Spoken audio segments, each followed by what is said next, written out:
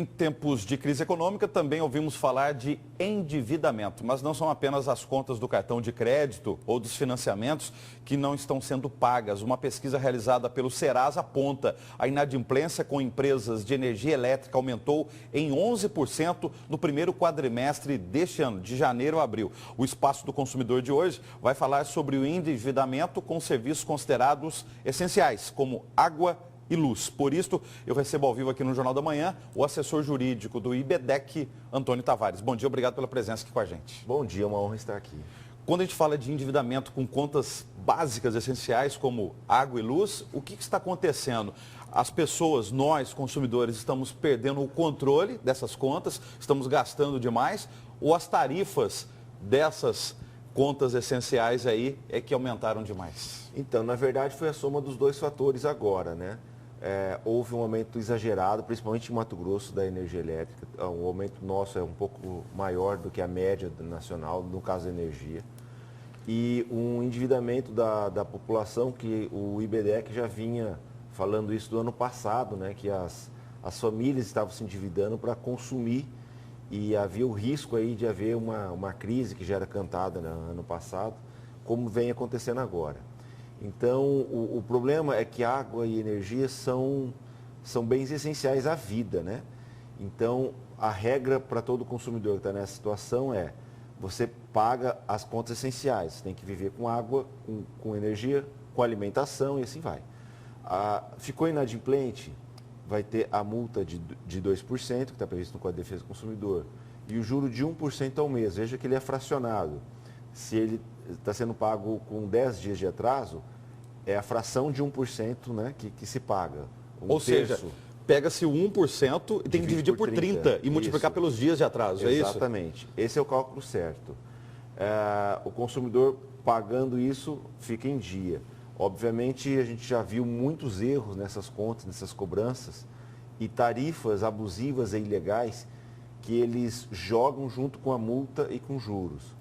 Isso sempre é questionado e muitas vezes o consumidor tem direito. E o corte do fornecimento? A pessoa não pagou a conta de água e luz, a concessionária vem e corta o fornecimento. Isso é uma eterna briga de interpretação da lei.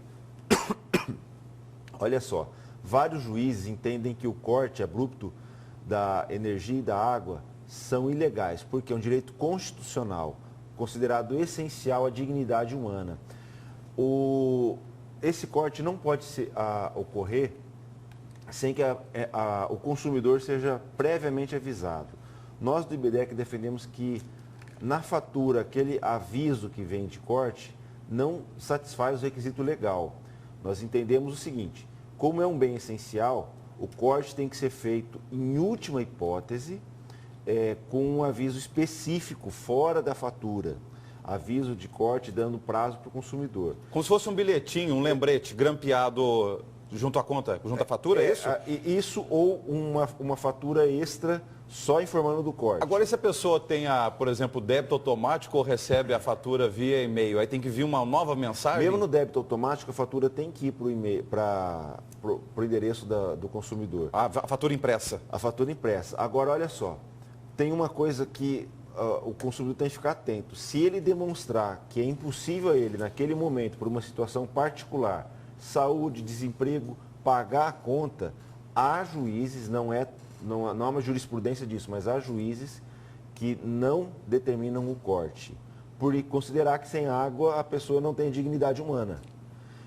O corte também não é permitido em alguns casos, hospitais, órgãos públicos, hospitais mesmo privados, tá?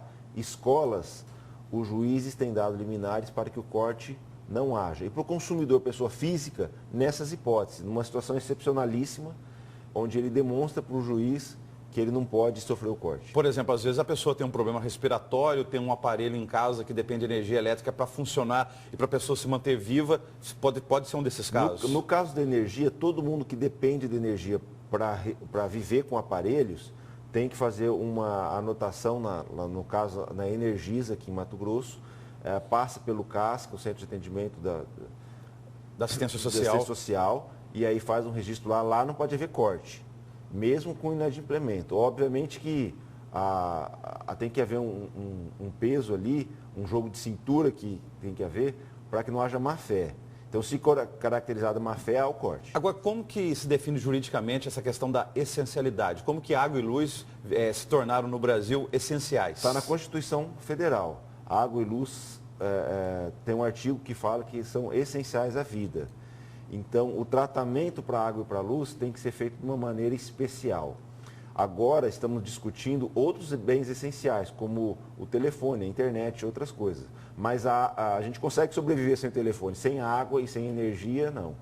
Então, agora, se esses direitos forem desrespeitados, como é que a pessoa aciona? Procura primeiro institutos de defesa do consumidor como o IBEDEC ou até o PROCON ou vai direto para a justiça? Não, a gente sempre recomenda que procure antes o IBEDEC ou o PROCON para tentar regularizar rapidamente a situação e, em último caso, ir para a justiça. Muito obrigado pela presença ao vivo. Até uma próxima oportunidade. E espero estar aqui na próxima quinta-feira.